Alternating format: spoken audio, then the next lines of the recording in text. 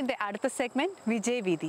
വിജയ് വീഥിയിലൂടെ ഇന്ന് നമ്മൾ പരിചയപ്പെടുന്നത് കാനഡയിലുള്ളൊരു വ്യക്തിയല്ല, പക്ഷെ കാനഡയിൽ വിസിറ്ററായിട്ട് എത്തിയ എന്നാൽ നമ്മുടെ ഇടയിൽ എല്ലാവർക്കും സുപരിചിതമായ ഒരു DJ.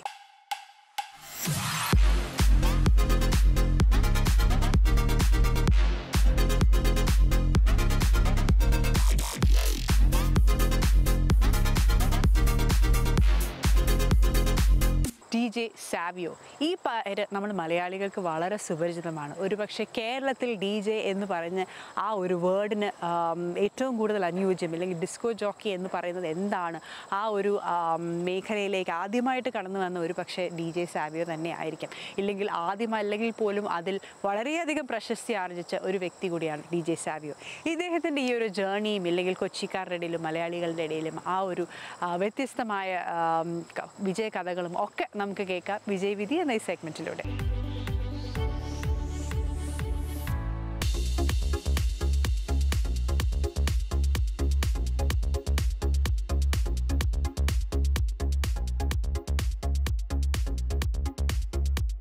കൊല്ലമായി കൊച്ചിയിൽ കാർണിവലിലൊരു അംഗമായിട്ടിരിക്കുന്നത് എന്നെ കേരളത്തിൻ്റെ പുറത്ത് കൊച്ചിയുടെ പുറത്ത് ഒരു കൊച്ചിൻ കാർണിവലിൽ ആ സെയിം രൂപത്തിൽ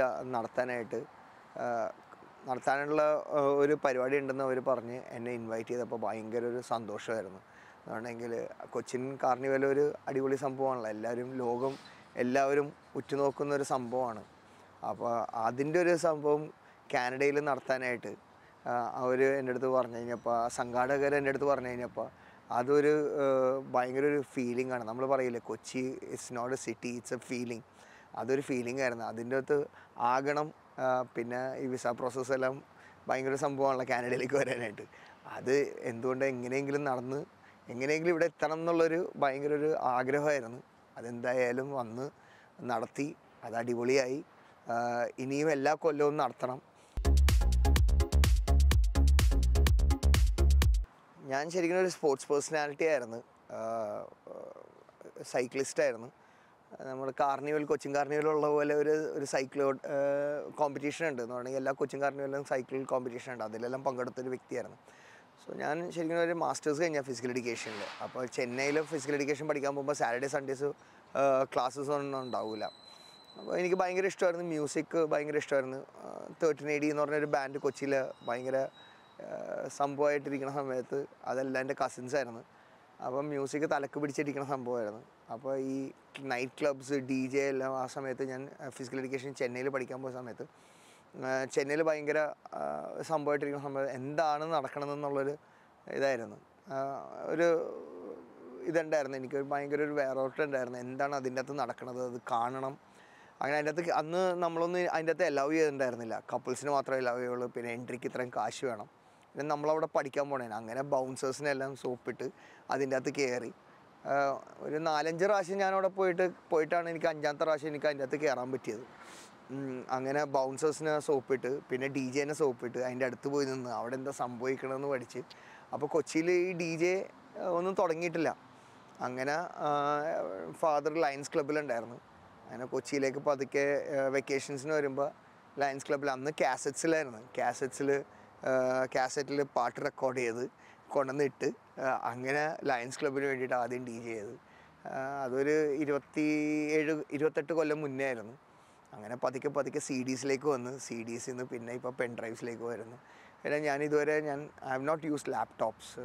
ആണെങ്കിൽ ഇപ്പോൾ കുറച്ച് ടഫായിട്ട് തന്നെയാണ് ഞാനിപ്പോൾ പഠിച്ചു വന്നത്. അപ്പോൾ ഇപ്പോൾ ലാപ്ടോപ്സും കമ്പ്യൂട്ടർ യുഗമെല്ലാം വന്നു കഴിഞ്ഞപ്പോൾ എന്താണ് DJയിങ്ങിനെ ശരിക്കും ഒരു ഈസി വേയിലേക്കാണ് കൊണ്ടുവന്നേക്കണത്. അപ്പോൾ ശരിക്കും നമ്മളെല്ലാം ശരിക്കും പഠിച്ചത് നല്ല ഹാർഡ് വേ ആണ്. അപ്പോൾ ഇപ്പോഴും ആ ഒരു പ്രോസസ്സിൽ കൂടി തന്നെയാണ് ഞാൻ പോണത്. ഞാൻ വൈനൽസിൽ പ്ലേ ചെയ്യും, കാസറ്റ്സിൽ പ്ലേ ചെയ്യും. I never use laptops.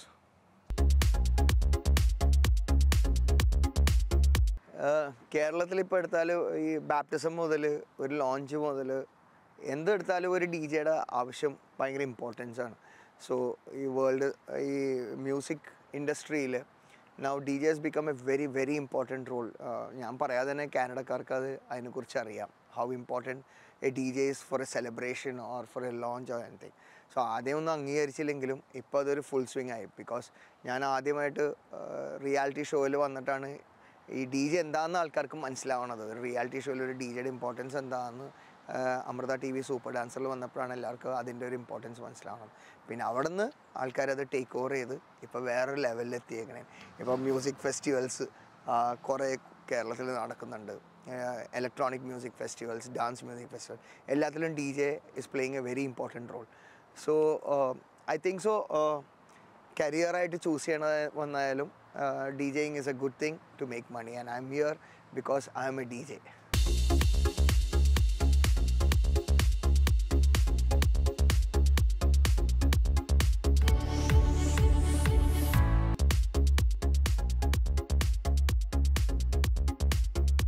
ഈ പറഞ്ഞ മാതിരി മലയാളം മ്യൂസിക്കിൻ്റെ ഇമ്പോർട്ടൻസ് എന്താണെന്നുള്ളത് നിങ്ങൾക്കിപ്പോൾ ഇവിടെ നമ്മുടെ കൊച്ചിൻ കാർണിവൽ ഇൻ കാനഡ അത് ഞാൻ പ്രൂവ് ചെയ്തിട്ടുണ്ട്. അതിലപ്പുറം എനിക്ക് ഇനി ഒന്നും തെളിയിക്കാനില്ല. അത് നമ്മളെങ്ങനെയാണ് എടുക്കണത്, ഇപ്പോൾ എങ്ങനെയാണ് റീമിക്സ് ചെയ്യണത്, പാട്ടിൻ്റേതായിട്ടുള്ള തനതായിട്ടുള്ള രീതി നശിപ്പിക്കാതെ നമുക്ക് എങ്ങനെ ആൾക്കാരെ അതിൻ്റെ അകത്തേക്ക് കൊണ്ടുവരാം. പിന്നെ നമുക്ക് റീമിക്സ് ചെയ്യപ്പെടാൻ പറ്റുന്ന പാട്ടുകൾ റീമിക്സ് ചെയ്യുക, അതിൻ്റെ ഇത് നശിപ്പിക്കരുത്. ബിക്കോസ് മലയാളികൾ ഒരു ഭയങ്കരമായിട്ടുള്ളൊരു ക്രിട്ടിക്കാണ്. ഏത് ഇൻഡസ്ട്രി എടുത്താലും media is playing a very important role, and especially social media. നമ്മൾ മര്യാദക്ക് ചെയ്തില്ലെങ്കിൽ, നമ്മളെ ചെയ്തില്ലെങ്കിൽ നശിപ്പിക്കാനായിട്ട് നല്ല രീതിയിലെടുത്താൽ നമുക്ക് നല്ല രീതിയിൽ നമ്മളെ പൊക്കിക്കൊണ്ടുവരാൻ പറ്റാവുന്ന ഒരു വോഡിക്കോൾ ഒരു മലയാളിക്ക് അതിനുള്ള കഴിവുണ്ട്. So you should play A very important part when you remix your music, when you perform the music. അല്ലാതെ വെറുതെ പോയിട്ട് എന്തെങ്കിലും പെർഫോം ചെയ്തിട്ടുണ്ടെങ്കിൽ നമുക്ക് നമ്മളെ കൊണ്ടുവരാനായിട്ടും പറ്റും, നമ്മളെ നശിപ്പിക്കാനായിട്ടും പറ്റും. പണ്ട് നമ്മൾ പറയുമായിരുന്നല്ല, സോഷ്യൽ മീഡിയ ഇങ്ങനെ ഇരിക്കണം, ഭയങ്കര പൊങ്ങി വരണം. അതുപോലെ തന്നെ ഈ ഒരു DJ ഫീൽഡ് ഇപ്പം പണ്ട് പറയുകയാണെങ്കിൽ ഒരു കല്ലെറിഞ്ഞ കുറേ ഒരു കല്ല് വന്ന് വീണ ഒരു ഫോട്ടോഗ്രാഫറിൻ്റെ തലയിൽ, അതുപോലെ തന്നെയാണ് ഇപ്പോൾ DJ എന്ന് പറയണമെങ്കിൽ എല്ലാ മുക്കിലും മൂലക്കും DJ ഉണ്ട്, DJ ആണവരുണ്ട്. പക്ഷെ അത് നല്ലതാണെന്ന് പറയണമെങ്കിൽ കോമ്പറ്റീഷൻ കൂടുന്തോറും it will increase our homework ചെയ്യാതെ ആ സെയിം ലെവലിൽ തന്നെ പോയിക്കൊണ്ടിരിക്കുകയാണെങ്കിൽ നമുക്കൊരു ഗ്രോത്ത് ഉണ്ടാവില്ല. കോമ്പറ്റീഷൻ വന്നാലേ നമുക്കൊരു ഗ്രോത്ത് ഉണ്ടാവുള്ളൂ. So working hard, what is next, ഇനി എന്ത് ചെയ്യാൻ പറ്റും എന്നുള്ളൊരു നിലയിൽ വരണമെങ്കിൽ കോമ്പറ്റീറ്റേഴ്സ് ഉണ്ടാവണം. So the culture is growing very fast in Kerala. പണ്ട് കൊച്ചിയിൽ മാത്രം ഉണ്ടായിരുന്നത്, ഇപ്പോൾ ട്രിവാൻഡ്രത്ത് കുറേ DJമാരുണ്ട്, കാലിക്കറ്റ് കുറേ DJമാരുണ്ട്, കണ്ണൂർ കുറേ DJമാരുണ്ട്, പാലക്കാട്ടിൽ കുറേ DJമാരുണ്ട്, എല്ലാ സ്ഥലത്തും DJമാരുണ്ട്. So that's good. സോ ആ ഒരു നിലയിൽ നിന്ന് നമ്മളൊരു പൈനിയർ അല്ലെങ്കിൽ ടോപ്പിൽ നിൽക്കണമെങ്കിൽ you should do a lot of homework. ആ ഒരു കേപ്പബിലിറ്റി പ്രൂവ് ചെയ്യണം. സോ കോമ്പറ്റീഷൻ വന്നാലേ അത് പ്രൂവ് ചെയ്യാൻ പറ്റുള്ളൂ. So that's a very good sign of the community growing.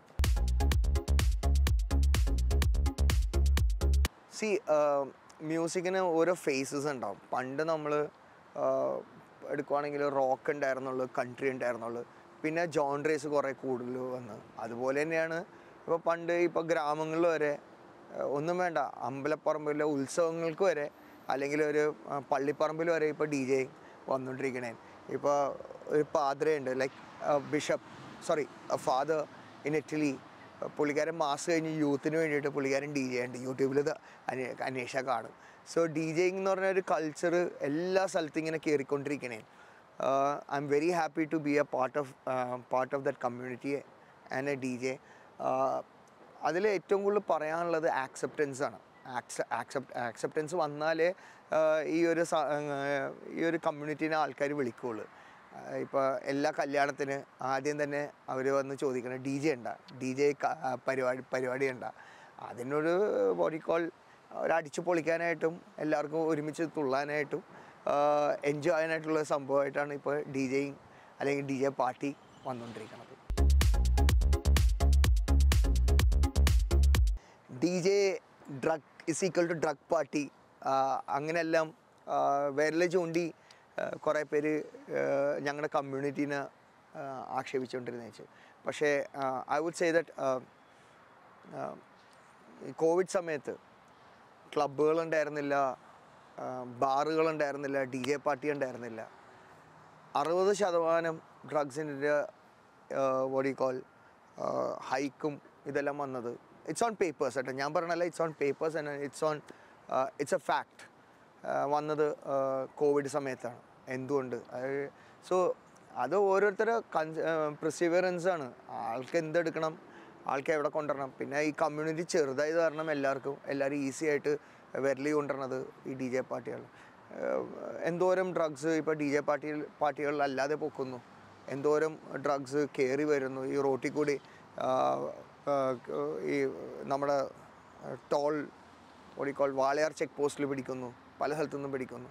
അത് എന്നിട്ട് നേരെ അവർ വിരലി കൊണ്ടുവരണത് ഡി ജെ പാർട്ടിക്കും ഇങ്ങനത്തെ പരിപാടികൾക്കാണ് കൊണ്ടുവരണത്. പക്ഷെ എന്നാൽ അതിൻ്റെ ഉറവിടം അത് കണ്ടുപിടിക്കുന്നില്ല. ഈ പറഞ്ഞ എൻ്റെ സ്ഥലത്താണ് ഇവരിത് കണ്ടുപിടിക്കണത്. പിന്നെ വേറൊരു കാര്യം, I never drink or I never smoke.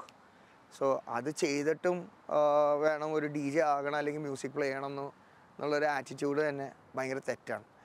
Music should be your drug and life you should enjoy your life when you do that work.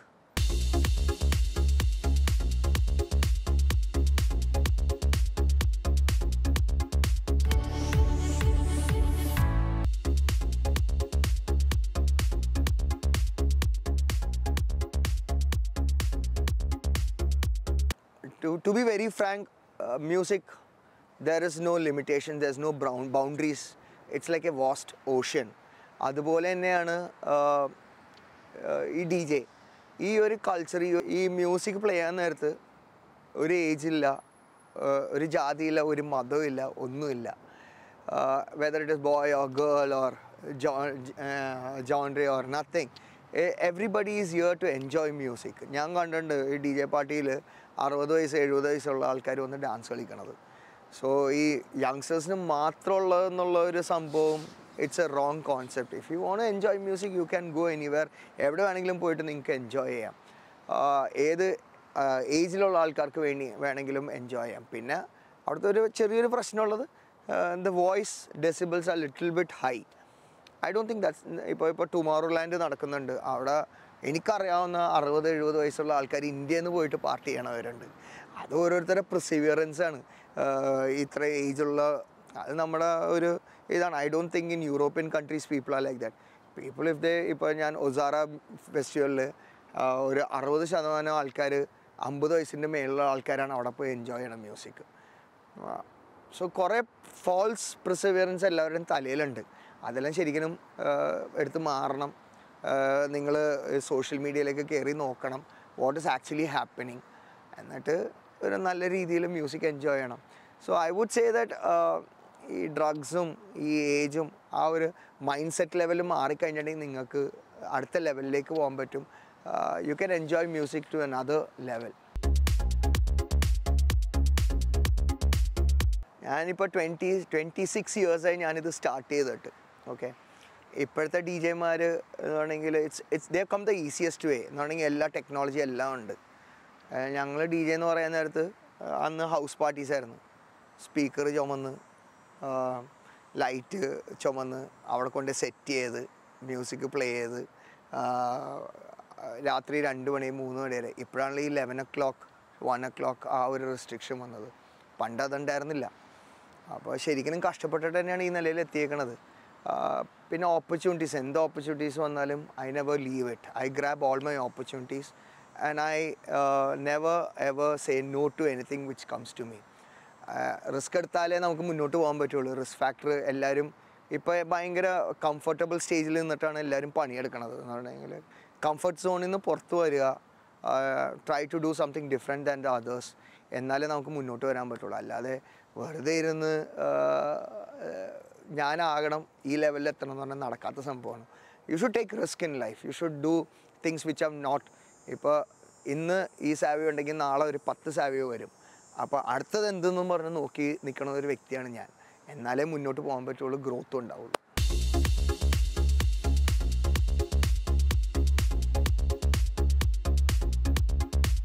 കേരളത്തിൻ്റെ ഇന്നത്തെ എപ്പിസോഡ് ഇവിടെ അവസാനിക്കുകയാണ്. ഇന്നത്തെ എപ്പിസോഡ് നിങ്ങൾക്ക് എല്ലാവർക്കും ഇഷ്ടമായെന്ന് കരുതുന്നു. പതുക്കെ സണ്ണിൻ്റെയൊക്കെ ചൂട് കുറഞ്ഞു തുടങ്ങിയിട്ടുണ്ട്. ഓരോ ദിവസം കഴിയുന്നതോറും തണുപ്പ് തുടങ്ങുകയാണ്. എന്തായാലും ഔട്ട്ഡോറൊക്കെ ആഘോഷിക്കുകയും എൻജോയ് ചെയ്യാനും ഒക്കെ പറ്റിയൊരു അവസരം ലാസ്റ്റ് കുറച്ച് ഫ്യൂ ഡേയ്സ് ആണ്. അതൊക്കെ എല്ലാവരും എൻജോയ് ചെയ്യുക. നമുക്കും കാണാം കുറേ പുതിയ വിശേഷങ്ങളൊക്കെ ആയിട്ട് അടുത്ത ആഴ്ച ഇതേ സമയം ഇതേ ദിവസം. Till then, it's Mika signing off.